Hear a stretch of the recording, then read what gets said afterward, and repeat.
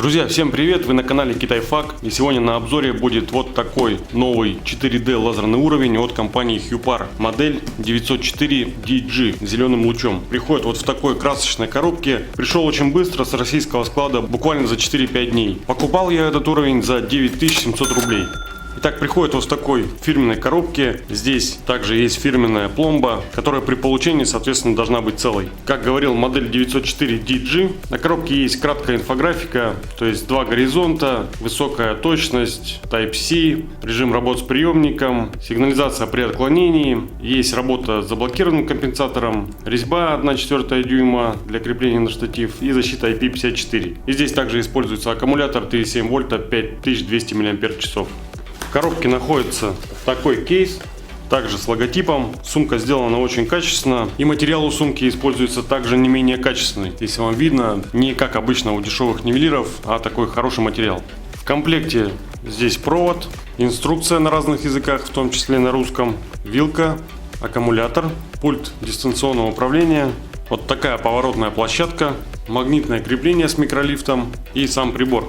Внутри сумка также сделана аккуратно, все четко вырезано. В общем, к сумке никаких вопросов нет. Из аналогичных по качеству приборов можно выделить только единственного конкурента на сегодняшний день. Это Fukuda MW94D 4GX. Обзор его также есть на канале, поэтому переходите по ссылке в правом верхнем углу и смотрите. Да, друзья, в этом видео, как всегда, рассмотрим все поближе, посмотрим качество сборки, проверим нивелир на точность, проверим толщину линий на разных расстояниях, также разберем прибор и посмотрим, как он настраивается. Поэтому не переключайтесь и продолжайте смотреть дальше. Да, друзья, кто еще не подписался, обязательно подписывайтесь на канал, впереди еще много интересного. Не забывайте нажимать на колокольчик, чтобы не пропускать новые видео. И давайте начинать. Итак, инструкция довольно подробная. Здесь можно посмотреть, как все включается, какие режимы есть. Очень много информации, и также есть технические характеристики. У нас модель 904DG, зеленый луч, класс лазера 2, длина волны 520 нанометров, точность плюс-минус 3 мм на 10 метров, диапазон работы компенсатора 4 градуса плюс-минус 1 градус, время самовыравнивания около 3 секунд, рабочее расстояние 40 метров, это при условии, что освещение 100 люкс. Но это не совсем яркое освещение, такой немного приглушенный свет. Рабочее расстояние с приемником 60 метров, время работы 904DG около 4 часов от одного заряда аккумулятора, но это при условии, что включены все плоскости. Источник питания 3,7 вольта 5200 мАч, зарядный порт Type-C, адаптер 5 вольта 1 ампер, время зарядки около 5 часов, размер внутренней резьбы, но это имеется в виду на основании прибора 1/4 дюйма, защита от пыли и влаги IP54, диапазон рабочих температур от минус 10 до плюс 50 и диапазон температуры хранения от минус 20 до плюс 70. Вот такие характеристики. В комплекте такой пульт с двумя кнопками H и V. Кнопка H, соответственно, отвечает за переключение горизонталей, кнопка V за переключение вертикалей. Достаточно простой пульт. Провод USB и Type-C, он довольно длинный, 1,5 метра. В принципе, очень удобный. Такая USB-вилка. Кому интересны характеристики, можете посмотреть здесь. Аккумулятор на 5200 мАч может заряжаться как непосредственно в приборе и отдельно от сети. Вот такое поворотное основание с одним микровинтом, который крутит площадку вокруг своей оси. Ножки можно открутить, и это поворотное основание уже можно применять как переходник с 1/4 дюйма на 5/8 для установки на ту же штангу, либо штатив, либо еще что-то. Вот такое интересное магнитное крепление с микролифтом. Эта платформа снимается. Это чтобы подвешивать нивелир. Но чуть попозже я вам покажу поподробнее. Наконец-то здесь есть градуировка миллиметровая от 0 до 9 сантиметров и дюймовая. Есть блокировка микролифта. То есть вы устанавливаете площадку как вам надо по шкале. И потом закрываете на замок. То есть она уже не смещается. Держится все очень крепко. Эта крутилка поворачивает вот эту платформу вокруг своей оси. Крутится она руками, кстати, очень тяжело. Но когда прибор установлен, то происходит это намного легче. Эта крутилка смещает всю платформу в сторону. Где-то примерно на сантиметр. То есть, видите, она сдвинулась. Ну и эта крутилка, соответственно, передвигает всю платформу по стреле туда-обратно. Качество исполнения крепления очень хорошее. Снизу находятся также две резьбы 1/4 и 5/8 дюйма. Сзади располагаются два магнита очень мощных. И здесь, друзья, есть резиновые пяточки, чтобы не портить магнитную поверхность и чтобы крепление не скользило по этой скользкой поверхности. Очень классное крепление. Оно, кстати, продается отдельно с потолочной прищепкой. Ссылку на него также оставлю под видео. Да, и на этот прибор ссылка будет на официального продавца под видео. И сам прибор. Сделано все аккуратно, никаких претензий нету, все качественно. Можно заметить, что корпус очень похож на предыдущие модели 902 CG, 903 CG. У них такой же квадратный корпус и также сделана резиновая рубашка. Поэтому, по всей видимости, на этой же базе сделана и эта модель 904 DG.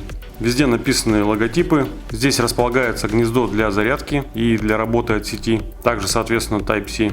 Снизу резьба 1/4 дюйма. Есть 4 резиновых пятки из плотной резины. Батарейный отсек. У батарейного отсека нет резиновой прокладки. Но, в принципе, пыли и влаги там особо тоже проходить некуда.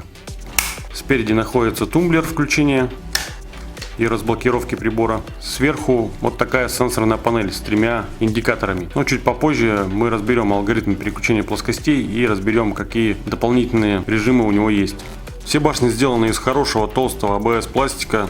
И также они крепятся все через 2 резиновые прокладки. Снизу стекла и сверху стекла.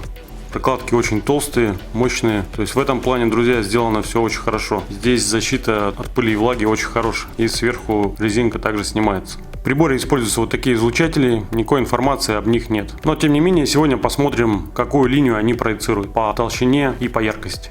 Теперь предлагаю рассмотреть его алгоритм переключения плоскостей и посмотреть, какой дополнительный функционал у него имеется. Включается прибор тумблером, происходит некая диагностика и остается гореть только один верхний горизонт. От верхнего горизонта до пола 14 см 2 мм. Кнопкой H, соответственно, переключаете горизонты. Сейчас горит только нижний горизонт. До пола расстояние 1,9 см. Следующее нажатие на кнопку активирует уже 2 горизонта. То есть, по идее, можно выбрать абсолютно любую комбинацию горизонтов. Либо 1, либо 2, либо вообще их отключить. Кнопкой V, соответственно, включается сначала спереди вертикаль, второй раз нажимаете, другая вертикаль включается, третий раз обе вертикали и 4-й раз отключается. То есть таким образом можно действительно выбрать любую комбинацию, допустим, верхний горизонт и, к примеру, вот эту вертикаль. Или наоборот, нижний горизонт и вот эту вертикаль. Одну. То есть подобрать действительно можно под любые задачи. И все то же самое дублируется с пульта управления. То есть кнопка H управляете горизонтами, кнопкой V управляете вертикалями. Отлично все работает, хороший отклик, никаких нареканий нет.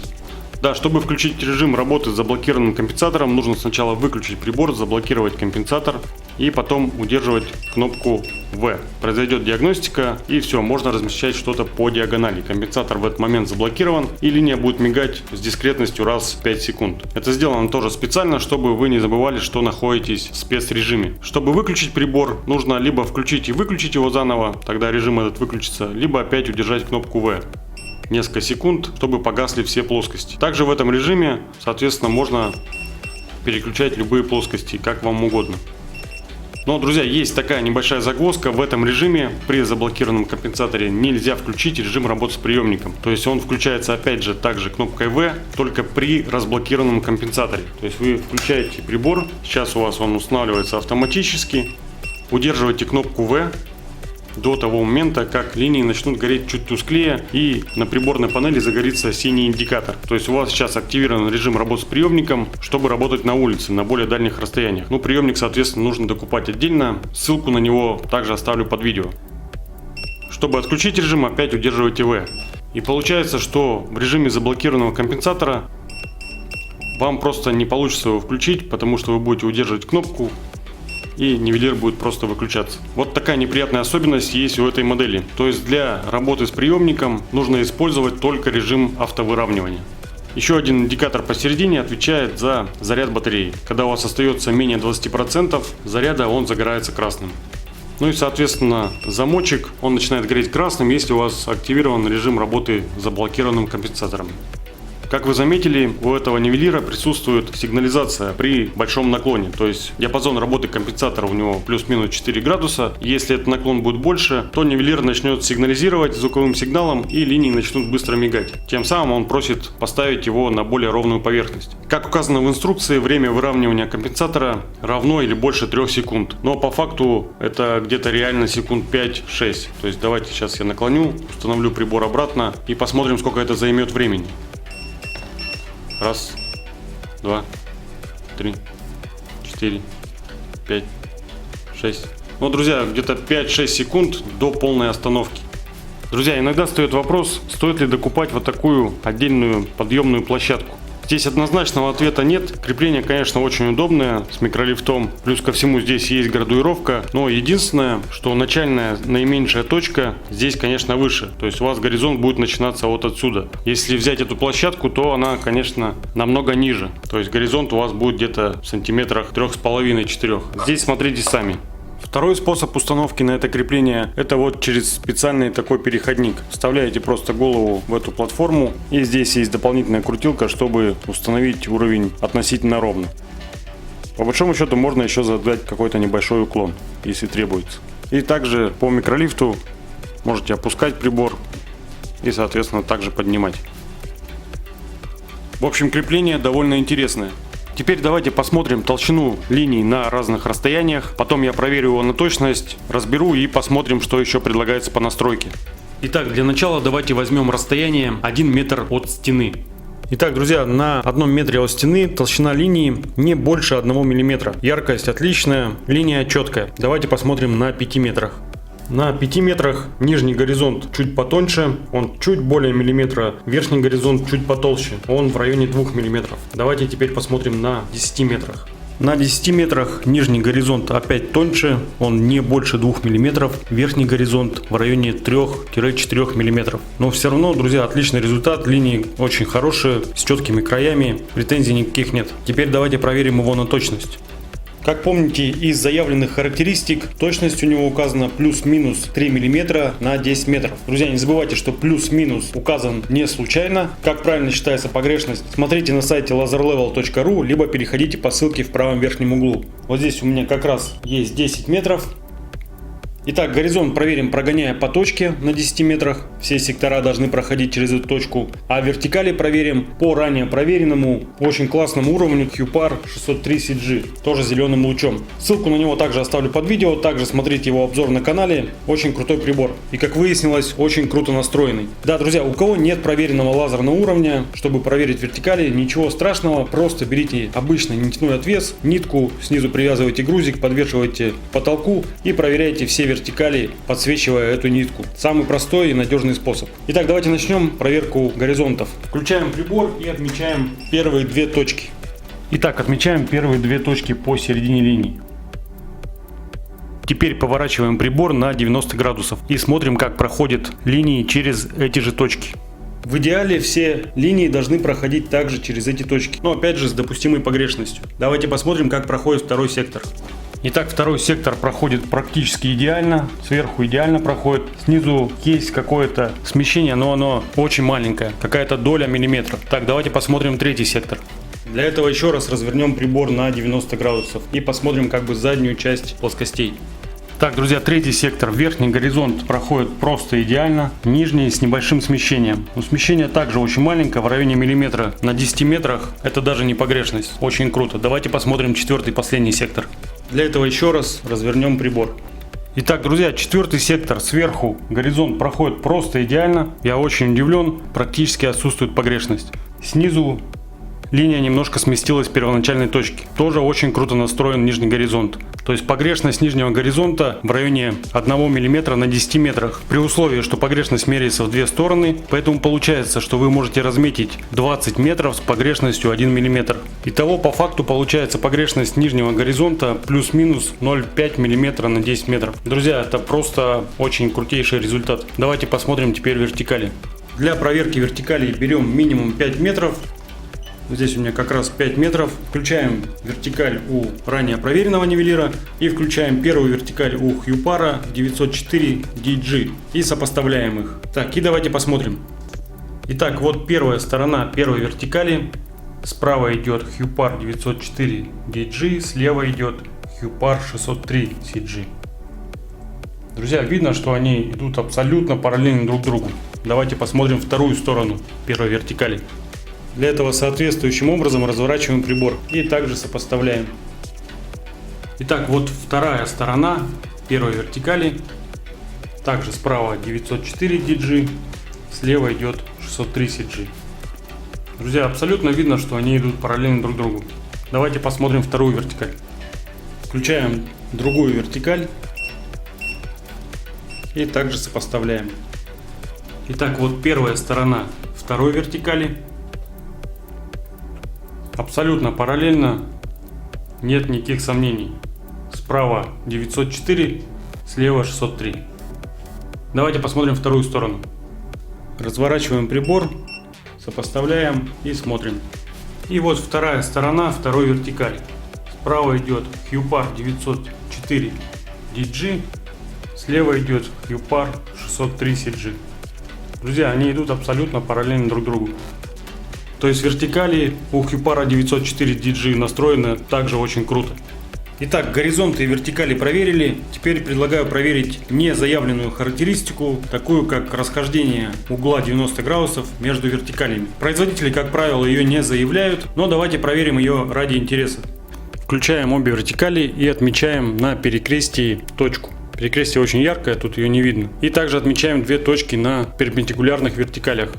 Вот этой и этой. К примеру, можно на других. У меня расстояние будет в одну сторону 2,5 метра, в другую сторону 7 с лишним метров. И давайте отметим точки на вертикалях. Вот так у меня отмечена ближняя точка. И это дальняя точка. Теперь давайте повернем нивелир на 90 градусов.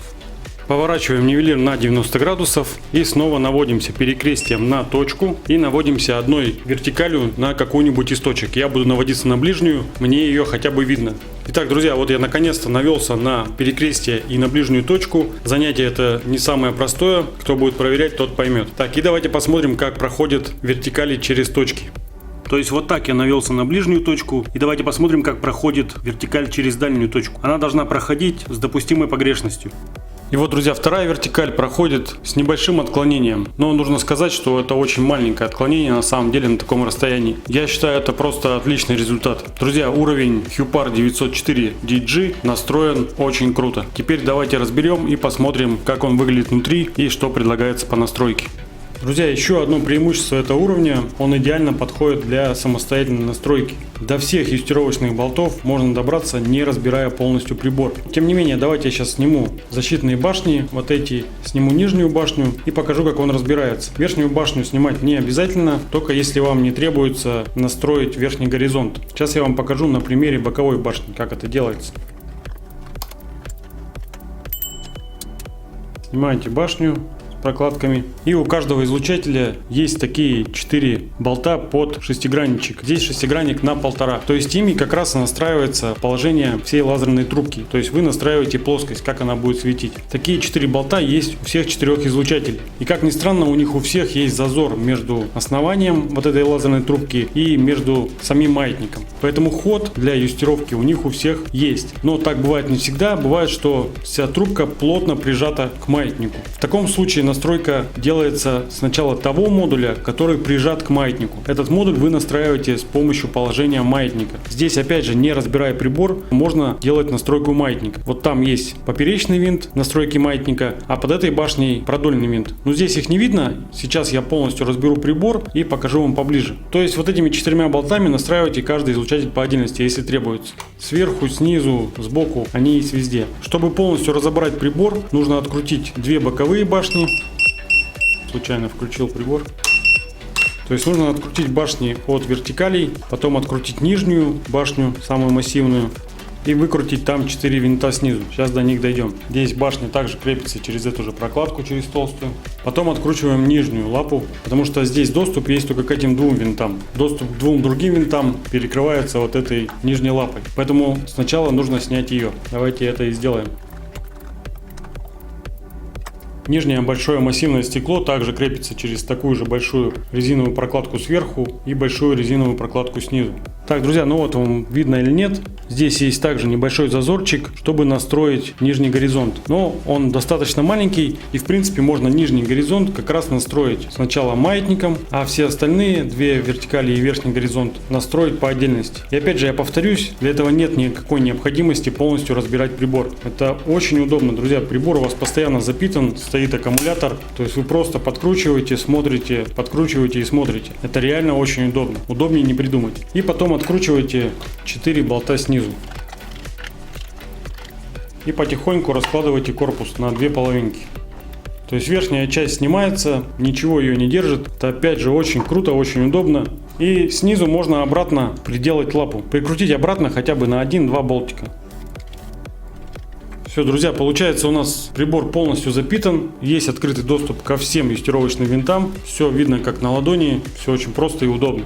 Внутри прибор имеет достаточно легкий компенсатор, это очень хорошо, потому что тяжелые компенсаторы с тяжелыми маятниками очень не любят ударов и быстро выходят из строя. Электронные компоненты также отлично сделаны, все аккуратно. Да, друзья, в отличие от Клубионы IE16, у Hyupar используется металлический каркас, на котором стоит весь компенсатор. У Клубионы он сделан из пластика. Да, скоро, друзья, я буду делать большой сравнительный обзор по 4D лазерным нивелирам. Это Hyupar, Fukuda, Клубион и самый дешевый нивелир Hilda 4D. Поэтому обязательно подписывайтесь на канал и не забывайте ставить лайки. Да, и обязательно нажимайте на колокольчик, чтобы не пропускать новые видео. Итак, друзья, вот как видите, под шестигранник, под двойку, вот там есть латунный такой болт. Не знаю, видно вам или нет в теле маятника. Это поперечный, настраивается им маятник.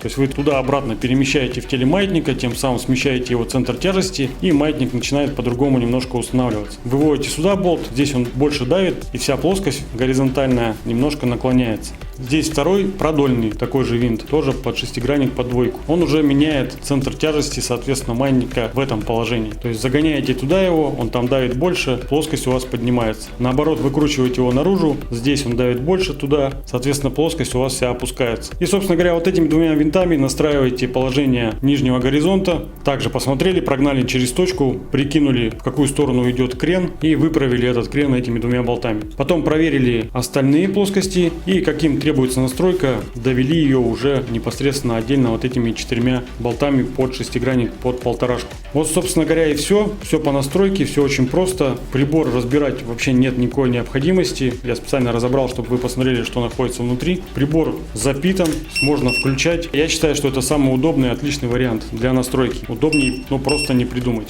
Друзья, на этом все. Если видео было полезным, обязательно ставьте палец вверх. Не забывайте подписываться на канал, нажимать на колокольчик. Пишите в комментариях, каким уровнем пользуетесь вы, что вам в нем нравится, что не нравится. И вообще пишите любые комментарии. По возможности на всех их отвечу. Друзья, на этом я прощаюсь. Всем добра. Пока-пока.